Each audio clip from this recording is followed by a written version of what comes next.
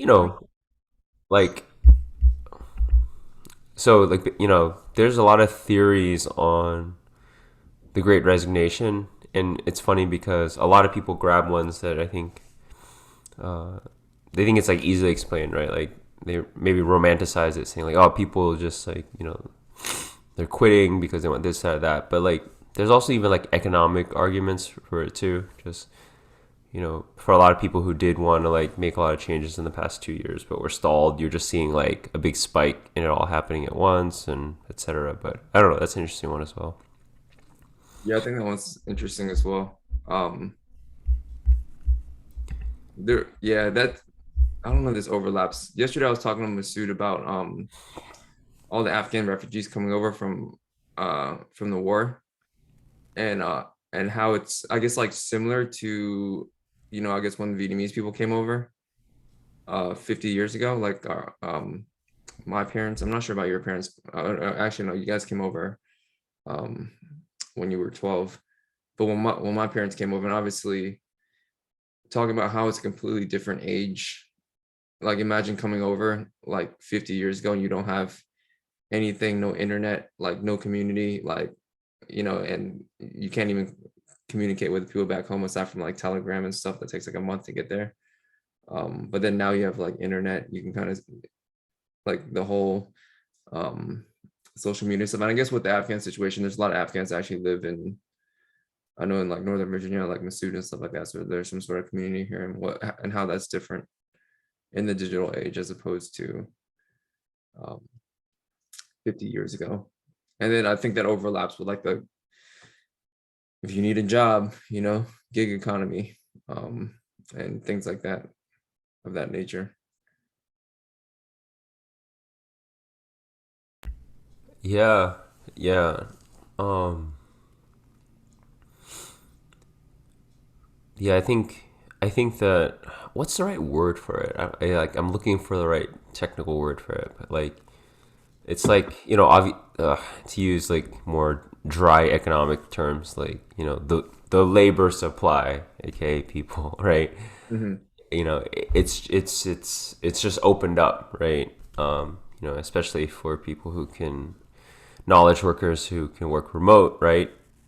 I can apply for a job in California now, etc. And then with like gig work, right?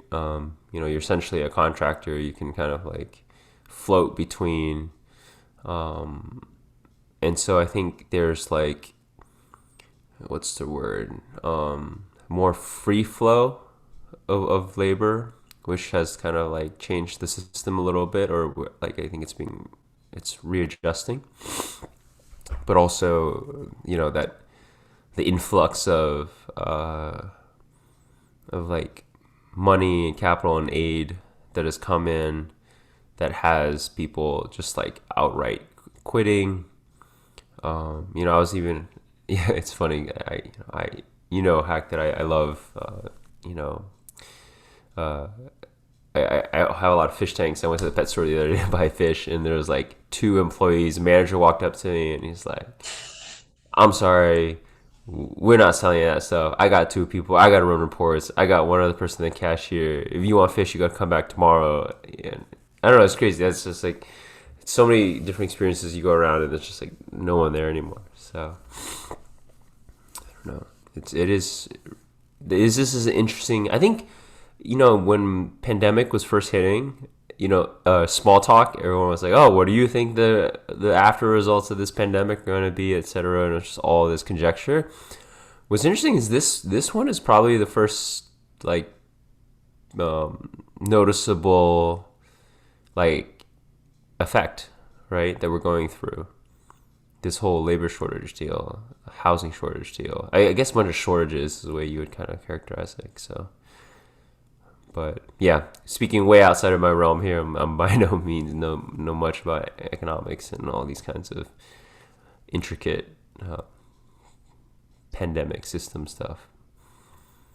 Yeah, when we're talking about jobs, right, and labor in general, and um, like trading your time for money, um, I think I feel like Naval Ravikant or somebody was saying that trading your time for money is like the lowest form of leverage. You know what I mean? It's like a one for one. Like, yo, I'll give you this hour and you give me X amount of money. And I think he said even if you were to trade um I don't know 1 hour for a lot of money, like let's say like a lawyer $400 an hour or something like that. He says like you can never get wealthy that way just because it's like you still have to trade that 1 hour block for that money. So you'll always have to trade that if you want to make money. But then there's other ways to lever wealth. And like let's say you start a business and then you get like 10 people and you come up with a system to make it so those guys are like more efficient. They can run something of greater value, greater than some of his parts, and then there's a certain output that runs like when you're not looking. So at that point, then you're leveraging like not just one person's labor, but 10 person's labor to build something bigger. That's another form of labor, but that's still not the most the biggest leverage you can make in this day and age. Like nowadays, you can make the leverage of like something like a bigger business, or even something like digital. Like he talks about how if you make like an app or something like that, you spend the same amount of resources making an app, 10 people download it, or like 1,000 people download it, it still takes the same amount of leverage, and you've created 10, 1,000 times more leverage. So I just think it's like a different age that we're living in nowadays. It's like a different time. The rules are different, and they've slowly adjusted over time. I feel like we've talked about this at least a little bit before. It circled around it in the pod. Like back in the day, like the meta was not back in the day, but for sure 20, 30 years ago, or especially when I was growing up, and probably you too. The meta was you go to college, and at the end of college, you have this degree, and then you go into your career, and you work from 20 to 60 or something like that. So for 40 years, because you've upgraded with this 4-year degree, you're making double what you would have made without the degree. And then for the rest of your life, you make, I guess, double what you would have made had you just started work right out of high school. So that was the meta. You fix upfront 4 years of college. You owe student loans, but it's okay. You get double that for the next 40 years. And that was the meta for like 90 people or 90% of people, I think. But I don't know if that's the case anymore. If you want to talk around gig economy, you can just get a job at any time. Just fill in the hours in your day, just driving Uber or Uber Eats or all that stuff, making 15 plus an hour, I think. I don't know what people make doing that anymore.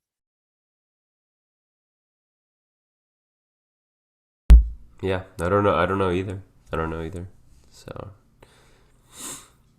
So let's wrap this real quick check in. So first of all, want to fully acknowledge for this pod, back to the whole like this being a time capsule of yours and I's life and a bit of a self experiment. So for this particular podcast, I think we just went in totally random, raw. I'm still like only halfway booted up and asleep just because, man, what a week it's been. But I think we opened up this topic through some topics out there. Like, what is fulfillment, right, to a person? What does that mean? And then we talked a little bit about what is the great resignation that's happening now. That's a term that a lot of media outlets have been using. I mean, even I was reading this Harvard article about it. The great resignation, the labor shortage as a result of pandemic. We talked a little bit about the new Afghan refugee crisis, right, as a result of the U.S. pulling out of the war. And now what we're talking a little bit more about, like, economics, again, back to labor. So, and so keep me honest, what was that last question that you had again?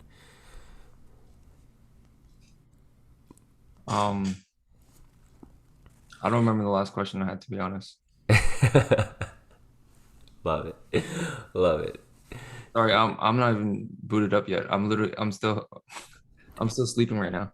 Yeah, this is what's so. I mean, this is like super intriguing to me too. Even that as this is happening, is that a coffee or are you doing tea so that you can go back to sleep? It's a decaf coffee. Is it Yeah, decaf? yeah, I'm Okay. gonna go back to sleep after this. Yeah, yeah, yeah. So I think this is.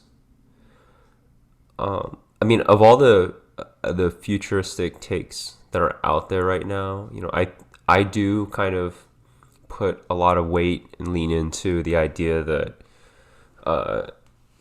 automation is the next big jump in a lot of ways for human work, right? And like that's going to be the next jump, right? So I don't know. Maybe as you were speaking, there was one thing that did come up in my mind as a way of maybe simplifying the that economic thought experiment when you're talking about leverage and everything, which was the agricultural revolution, right? I'm not gonna even think about the industrial revolution, because that's fact. I mean, that's even so many factors. But if you think about just the agricultural one, just growing a farm, like instead of like one scrounging for roots and like food or whatever, hunter gatherer, and then realizing that you could plant a plant, right? Take the seeds and then like till a plot of land in like the I mean, it was ridiculous. Like the gain from being able to harvest your own crop and say like this is that little slice of land that will always produce this. I mean, that was a ridiculous change, I think, and one that I should really probably study up on a little bit more. But and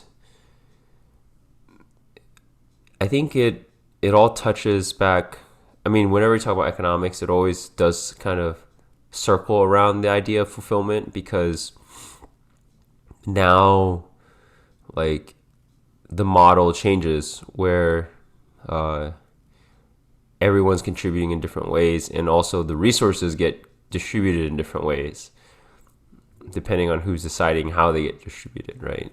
Like now, there's like more than we know what to do with that we've ever had, and like what's the fair share at that point, right? If we all go in on a farm or something. So anyway, fully admit here that economics is like one of those topics that I think that in common, especially in our political landscape right now, is one of those things that people. I mean, it's one of the hottest topics, right? And everyone speaks about it. But I will say every time, bar none, when I start talking about economics, I start to feel this little discomfort of like, man, I really don't understand economics to be talking about it. So anyway, Let's go back to the fulfillment thing then. I think we can talk about that. sure, sure, sure. Um, in previous episodes, we've talked about how our parents specifically were very focused on, and I want to talk about Maslow's hierarchy of needs, um, like the pyramid that has um, physiological safety or physiological needs at the bottom, food, water, and then safety in the second rung, which is like having shelter so that you know that you're safe from the elements or from danger. And then the next rung is love and relationships. And the next rung is, I think, esteem. I guess like gaining respect amongst your peers and stuff like that. And the next rung above that is self-actualization, just reaching your full human potential. And I think that framework works pretty well. I mean, it's a framework, so but for a framework, I think it's a pretty accurate one, for especially for the sake of our discussion. But I know my parents and I think your parents too, and a lot of immigrant parents, because when they come here, they don't have security in terms of financial security and like a foundation yet. A lot of times, like they have to be focused on the bottom three rungs mostly making sure that their kids have enough to eat, have clothes, and are able to go to school, and basically like a lot of focus around the bottom three rungs. But then I noticed because they were so good at getting those bottom three rungs, and for to me, they feel fulfilled. Like if you don't have a meal and then you get a meal, then you feel fulfilled, I think.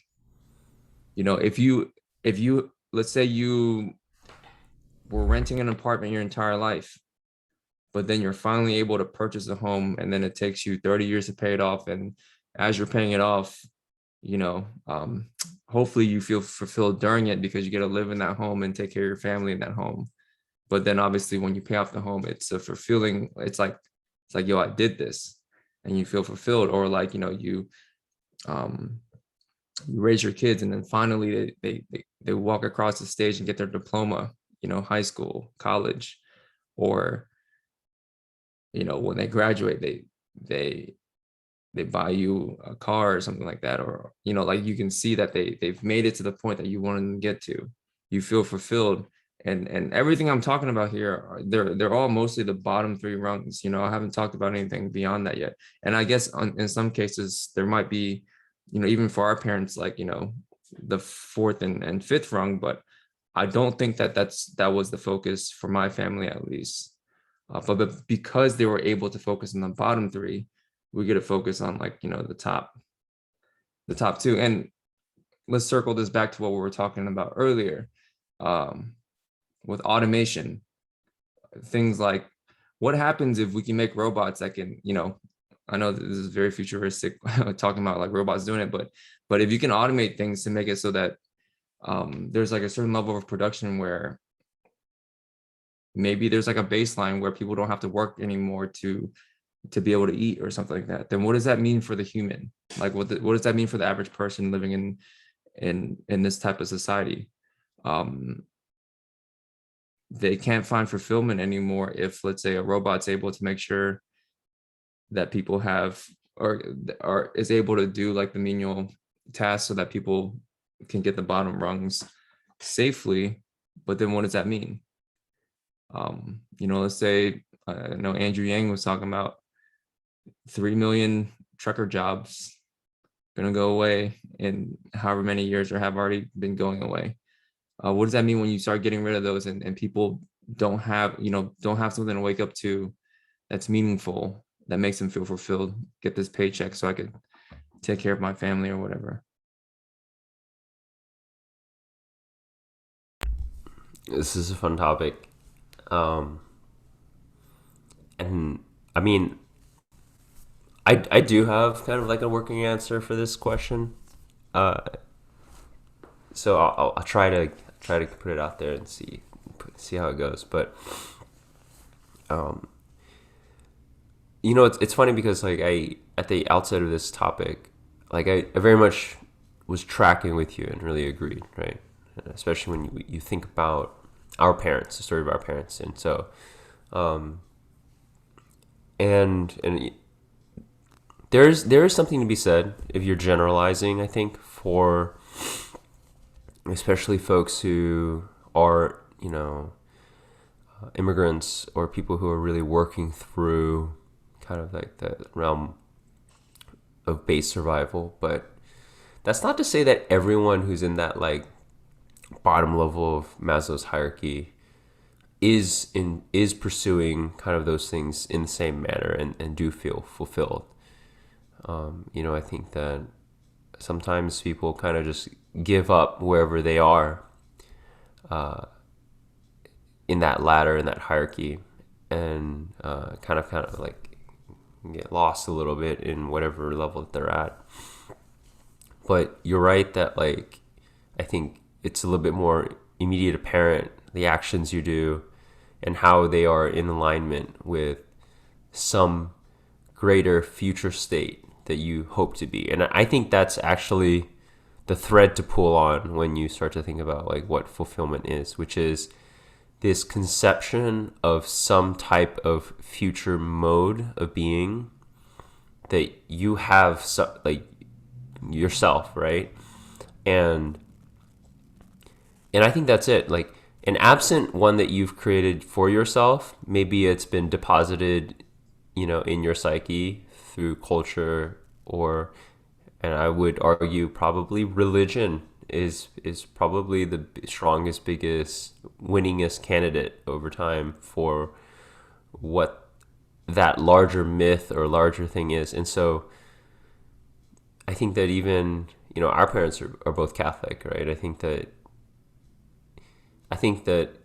even when they were kind of like making wins at that lower level of Maslow's hierarchy for food safety, survival, whatever, that it was still tied to this higher order ideal of, serving and being a part of, like, God's world, and growing the family. The Bible has a lot of directives on, like, having a lot of kids and things like that. So, and and I'll tie it back to, like, myself.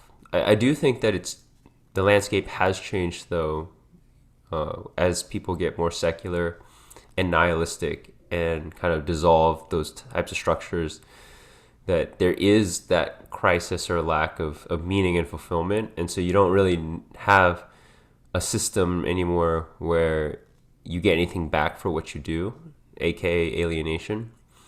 And so I think it's tough. Like, we're asking a lot of people in Western societies now, modern societies, to, like, figure out what that thing is now. And for me, I honestly didn't have much of a thing. Like, yeah, I held in my mind, like, the goal was to, like, have meaningful relationships with friends and whatever, and have a good life. But I think when I picked up fighting is when I, like, maximally tapped into this idea of fulfillment, because literally everything I did before that I thought was super meaningless and stupid was now, like, imbued with a ridiculous amount of meaning and fulfillment. Like, like eating and sleeping and doing laundry, for God's sake. Like, man, when you train for that, you have to do so much laundry because you're training 6 days a week.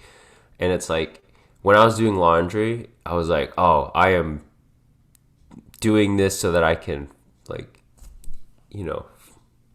5 weeks from now, be the best version of myself. Like, and it changed everything I did. Everything I did was meaningful from that point on. And so, um,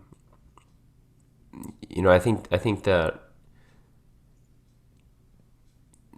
even in Maslow's hierarchy, there's the even though that top level of the pyramid, the self actualization bit, I think even when people aren't thinking about that, they are subconsciously thinking about it. Or even when we're not targeting that, we're targeting it somewhere in some way. Even if you're at the very bottom rung and you're still eking out an existence. Does that make sense? Like, there's a guiding energy still, that's, like, keeping score of everything you do. Yeah, that makes sense. And the thing is, I mean, when you're talking about fighting, it's almost like an alignment of that energy. You know what I mean? Like, when you say the statement, everything that I do has meaning. Well, everything that you do has meaning, because to me, what it sounds like, the fighting, like, like the fighting and the training, that's like your the potential that you're trying to maximize. Like, that's like the actualization that you're trying to achieve.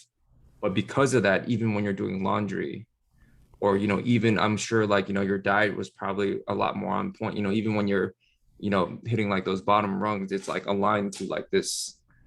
I mean, those bottom rungs are just foundational to help to make it so that you can, when you actualize in your fighting, or achieve, like, the max potential that you can when you fight, the bottom rungs support everything above that. I'm sure your friends and family, for instance, probably all knew about it and supported it. And then you had friends and family that you made while participating in this. And then, after you get to a certain level, you have a certain amount of esteem. But then, like, once it's there, it's not even that anymore. It's, hey, how far can I push myself? and I saw your ass go to Thailand for a year to answer that question, um, so yeah, I mean, it looks dope when you can like when you can find like, I guess like an aligning a method, or not a method, but like a catalyst to align things like that. Yeah, yeah. Um, and I think to go back to your personal example, and I brought it up on this on the podcast before that, like, you know, heck, you shouldn't take this for granted. You and your family are a beautiful representation of like a family and community and tradition and all that kind of stuff. And when I think about your parents, whether or not your parents would admit it or not, it would be so remarkable to me if if we asked them about their conception of family, or this current state, like if there was some, like, even as they just like touched foot in America, if there wasn't that higher order alignment meaning somewhere in there, right, that was there, that like was actually the actualization tip of the pyramid, that was guiding everything that they did. Like it was this aligning thing, right? This is the thing that we're all pointing all of our direction and energy towards. Which, when you have that, what's is it the is it a Nietzsche quote or a Frankl quote? I mean, it's all the guys in that space where, any person who has, the right why can bear any. God, I'm butchering. I can't remember. Right? It's Yeah, like, any okay, I'm not gonna try either because then I'll just butcher it the same way. But I think it was a yeah, Frank quote. it's It's like Frankl, right? if Yeah. you have the why, then all right. How about this? You keep talking. I'm gonna Google this because Yeah, yeah. Pull it up, Jamie. Yeah. Uh, yeah, but basically, with a strong enough reason, strong enough will, like, reason, you can bear anything, right? Like, it makes it's almost an anesthesia, or for suffering and pain, which allows you to keep transcending. Because life throws a bunch of like annoying, like, I mean, life is tough, right? It's not a controversial statement. It's one of the truest, like, oldest wisdoms. Like, life is hard, and at times life can just completely crush you. But what keeps you going over and over and over, where people look at you, or you, and they're just like, man, why does that guy keep showing up every time, even though he keeps getting beat down by life? And it is that meaning fulfillment thing that I think softens the pain, but also like kind of picks you back up again, right? So, you have the quote up. so it's a Nietzsche quote, and uh, I don't know if I'm pronouncing his name right either, but he who has a why to live can bear almost anyhow. Anyhow, yeah, yeah. And I think so. I think that there's, we talk a lot about, what's interesting, like, in the people have expanded, um, excuse me, the whole like free will privilege argument out to say that, like, some people, you could make an argument that they are just born with like hard work, like like the propensity for hard work, or resilience, or intelligence is certainly one, or EQ. And I think for some people, like, they just have this thing, this latent, it's latent in them, it's already in them, like this, like the why, like the why is just like not super, like, difficult for them to have. um and I even know some people in my life, like for me, growing up, the why was very hard to find. I remember getting in, I think, I was pretty young. I was still getting an like, I was getting into like theoretical arguments about God with my mom, and my mom was like, "Oh, what the hell are you talking about? Like, like, it's God. Like, what do you, what is my, what have I done to raise a kid like this?" But Anyway, yeah, it was very difficult, I think. And I think that that population is gotten bigger. There's more people maybe like myself now because modern society, I think there are things now that kind of delay that, I think, a little bit, or can distract from being able to find your why. You know, you can. I certainly have fallen into this sometimes where you just get locked into a day to day cycle of just consuming and not creating and consuming and numbing a little bit, even, right? I mean, food, like too much really good, high fat, high salt, high sugar food can give you a numbing effect, like comfort as a whole, right? I mean, I don't want to maybe make too strong a statement, but you know, certainly hyper realized comfort Netflix can numb you to a lot of finding your why, extracting your why. So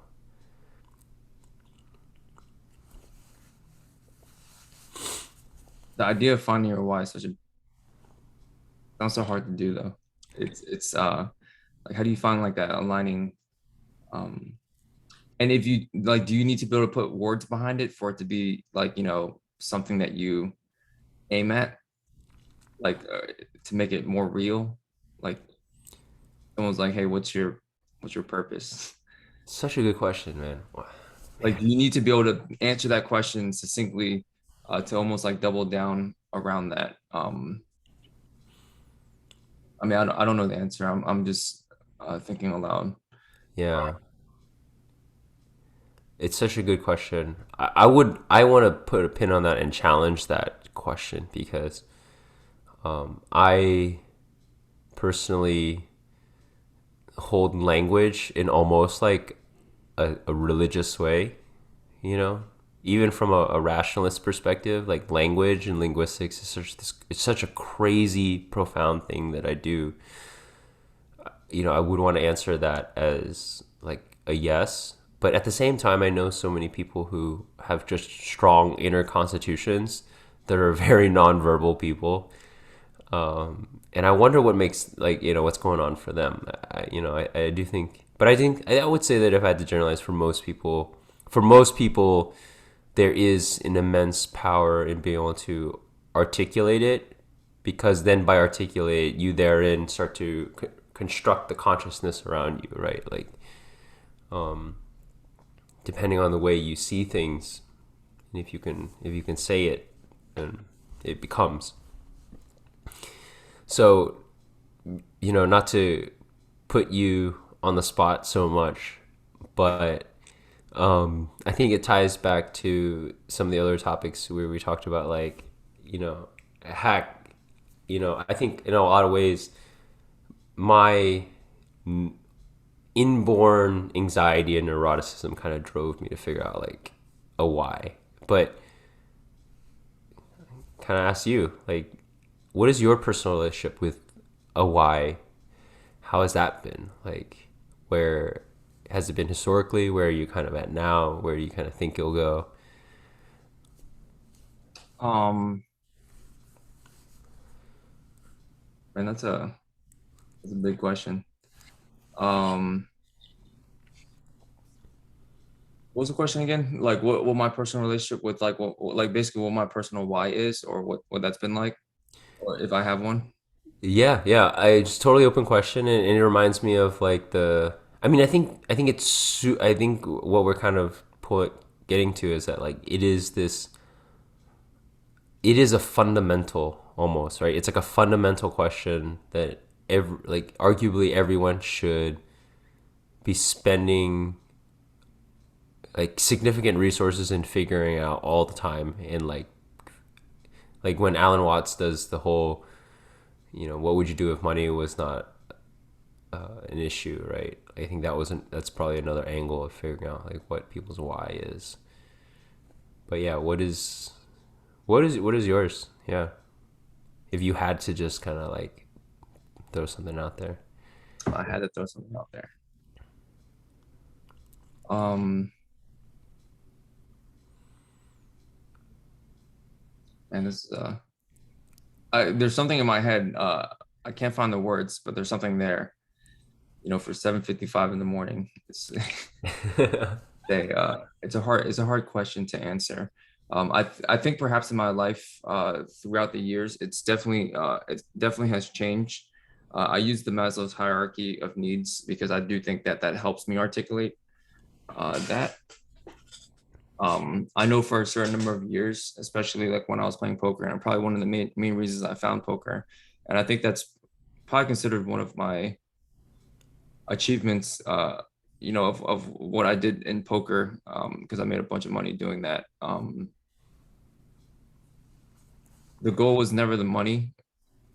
I mean, the goal was the money, but the main goal was always to make enough money to take care of my family. And I think growing up, watching my parents and raise raise five of us, on a single income family. Uh, somewhere, when I was like 15 or something like that, it's probably like, hey man, I want to retire my parents if I can, or make enough money so they don't have to work anymore. And so I think the goal was to retire my parents by any means necessary. So perhaps that wasn't as much of a why in terms of like, hey, I want to go out and do this for the world. More of a, hey, I want to retire my parents. Now, how do I do that? Oh, wait, if I had a bunch of money, then I could, because they're working, they have to work because they have to have money. So if I can get the money, then they don't have to work. And so that was so the goal is to retire my parents. And in order to do that, we needed to make a bunch of money. And then, so I think over the years, obviously going to school, trying to get an engineering degree, that was all kind of like, so I can get a job and work towards that.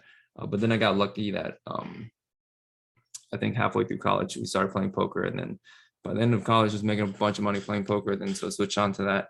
When I graduated, I think I forgot the original goal for a certain amount of time. Mm-hmm. The goal to make money takes so long to achieve, or especially make the amount that you can retire your parents.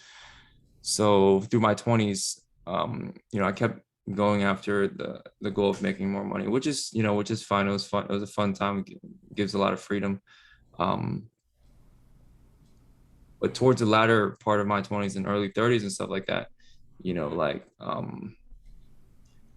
that became like less of a motivating factor, I guess. Just like, my parents are already retired, and I think that was when I almost had like a second, almost like an introspection, just kind of like, hey, like what is like what's like when you have enough money to, like, cover the like your needs and the needs of the people that you care about and love, then more money doesn't like help that much. And my lifestyle is relatively um uh low maintenance. Like I don't need, to make uh like, well into the six figures or anything in order to sustain the way that I live. And so I don't know, it almost felt like, I had all the time in the world, but what am I spending that time on? um I don't have a clear answer, but I think in my life I've always, I don't want to do this anymore, but I used to really want to be a high school teacher. I used to really think that would be dope because I had some pretty good high school teachers and administrators and stuff that I think like really helped me write my story better. The story of hack, and like keep me kind of um, like on a good path. And then so I thought it'd be cool to be able to do something like that because I've seen how that could affect someone like myself. And I think a lot of people, I mean, luckily for me, I also have like a very supportive family and stuff like that. But then people that don't have that, that could be like a make or break type of thing for them. And then so I always thought it'd be cool to be a high school teacher and teach something, but like the subject matter that probably didn't matter as much as like kind of like teaching like more like life things, I suppose. Um, so maybe so that was something that I was possibly like developing a purpose around. but I never went that far into like high school teaching. But then I had a somewhat of an epiphany a couple years ago where I might have talked to you about this before. I had this epiphany while I was on an ayahuasca retreat, and I realized that like teaching is like a very like sacred thing. Teaching is um, like if you want to break down what teaching is, it's not it to me like thinking about it now. It's not just like, hey, I have this subject matter, this book about math, and I've read the book about math or I've studied the book about math, but you haven't. So I'm gonna try to help you get through this book of math. So like by the end of it, you'll know more math. And I think in our society, it's kind of like broken down like that, because that's what school is and those are what teachers are. And I think teachers in this society in general probably aren't as respected as much as they can be um, or should be.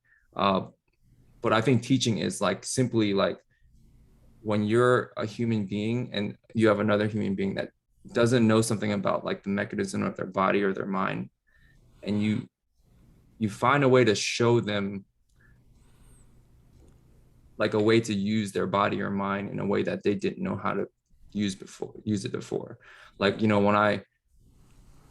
when Leo and Liana, my two nephews and nieces, when I'm like showing them how to, like yesterday I showed Leo how to add like with his fingers. And it was really cool, like to watch him be able to do it. Because I mean, I'm sure he was watching on YouTube and understood some aspect of it, but I was showing him like I was like, hey, what's 2 + 3? And he's like trying to like, he doesn't know the answer and he's like trying to figure it out. And I'm like, hey, listen, watch.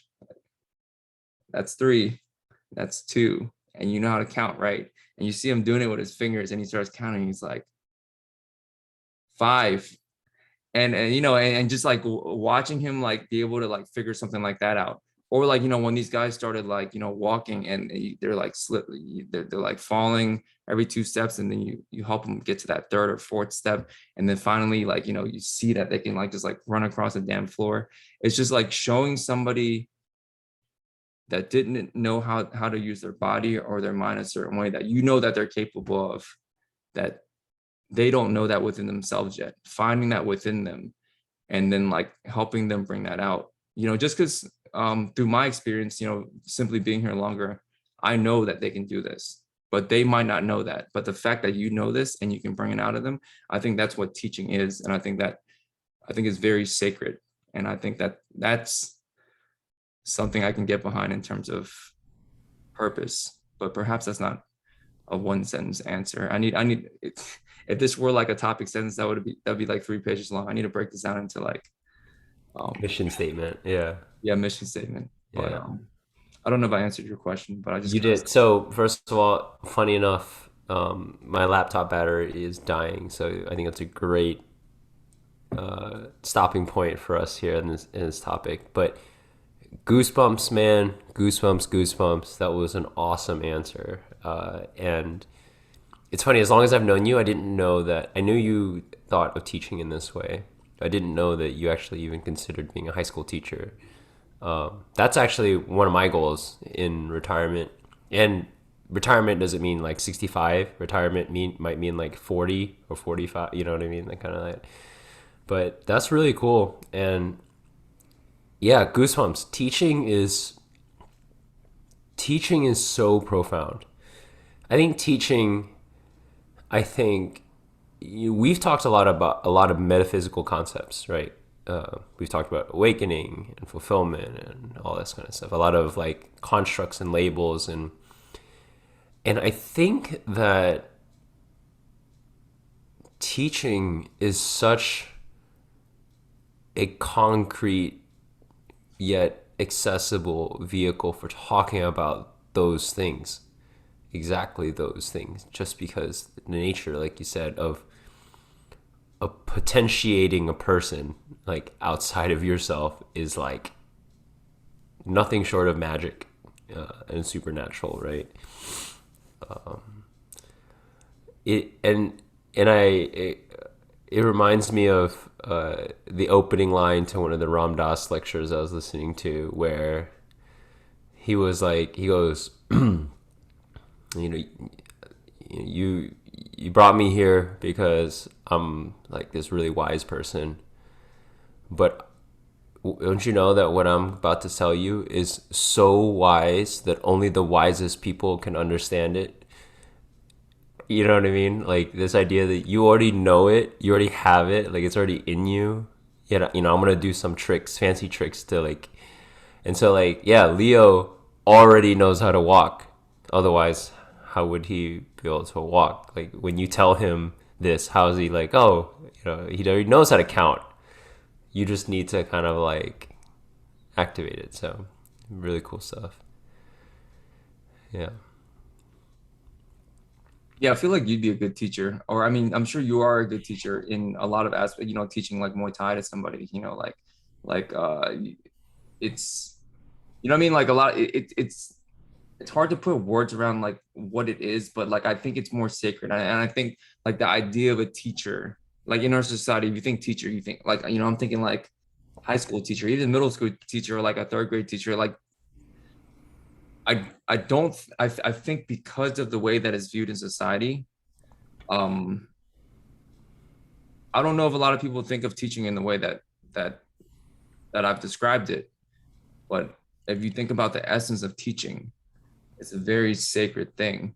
And maybe, just because I know the teaching profession in society, it's overlapped with almost like daycare, up to a certain Yeah. age, like parents have to go to work. So it's like, it's a practicality thing to put your kids in school and the teachers are looking after 30 students so that, parents don't have to look after them and go to work. And so, um, but I think the core essence of teaching somebody, like like planting the seed in somebody and nurturing it so it grows within them until it like can sustain itself and then they realize it within themselves. Um, that's what teaching is. And not all teachers can teach uh, by that description. I mean, teaching isn't just uh, taking a textbook and running your students through a bunch of worksheets and grading them on that on that. That would be pretty ridiculous. I mean? And that at that point, a lot of teachers are just evaluators of how well you memorize facts. And that's not what I mean when I talk about teaching Yeah. at all. So Yeah.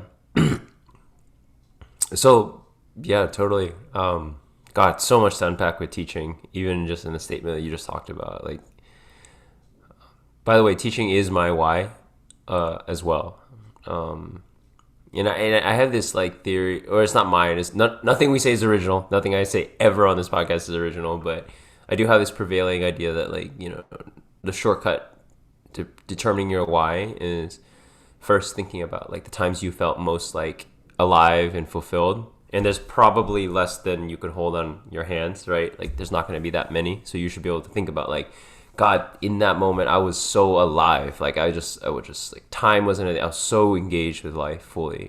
So there's probably a couple of those, and then you get those, and then the converse of that is you ask yourself, what are the moments that I hated? Like I was just so like just really didn't like that, and you'll have more than 10 probably. You have like I don't like that, I don't like that, didn't like that, and it's almost like you just keep churning through that, and it's much easier to generate things that you don't like, right, than to find things that you do like. And so what you should do is keep moving, keep generating the dislikes. um, I don't want to ever. I always want to advocate for stillness, especially in our current society. But don't sit into too long and keep going forward. So, but yeah, in kind of doing that thought exercise, teaching became my personal why. No matter what it is, no matter where I am, like I think that that's mine. So I think that's very cool that you had that, and I had no idea again that high school teaching was even something you thought about. So, but why? Yeah, why are you not doing that anymore? I don't know.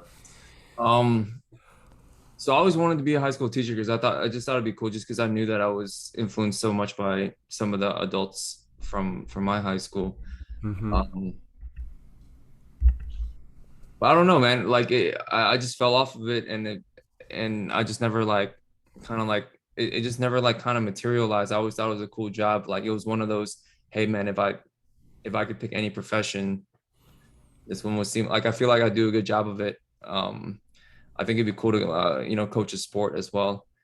So it just kind of fit nicely, and you get 3 months off in the summer. Yeah, yeah, yeah.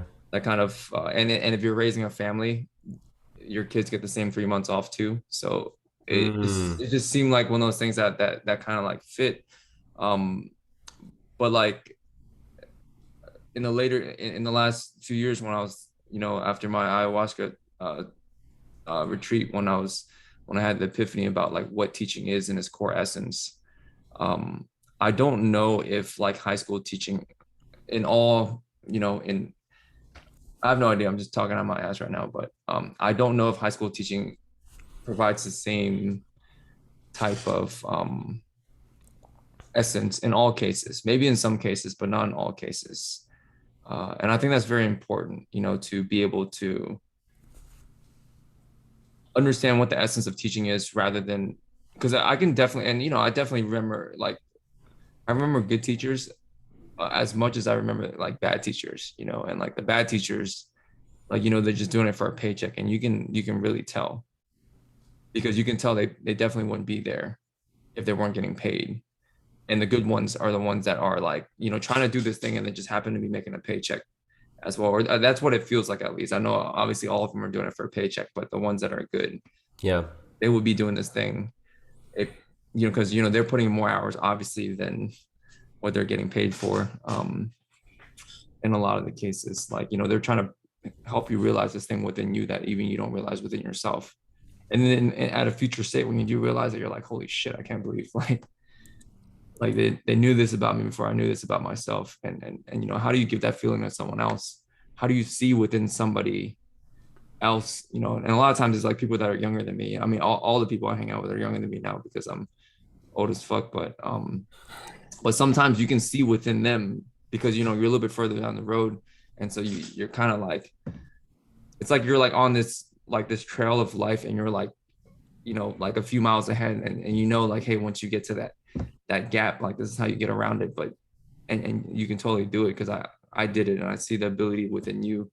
Like you have even more potential than me, to get past this point. But maybe they don't see that within themselves. They see the gap and they don't want to jump, but they don't want to go for it. But you have to like find a way to get them to, hey, like I can fucking do this shit, and then Mm-hmm. to to take their best shot, and because that they can do it. Yeah. Yeah, yeah, yeah. Well, wherever that takes you, man, I think super excited to see. I think teaching will probably always be the core of it, and I mean, like many things, right? You have to make a decision. I think we all have to make a decision whether to play in the game that's already there and try to change it, or to kind of put our own game out there. I mean, I promise you, if like flip a switch tomorrow, you and I could run a fucking academy that really like did teaching in that kind of new age kind of way. Do it in a heartbeat. But I also think that barring that, there's also some power in kind of like playing in that system, having already transcended and gotten rid of a lot of the shackles. Like that's one of the reasons why I didn't want to become a teacher at 23, right? You know what you have at 23 versus like what you might have at like 35 to be a teacher and not be like taken out by the system. So, and to tie it back to one of our prior pods, did you have Asian male teachers?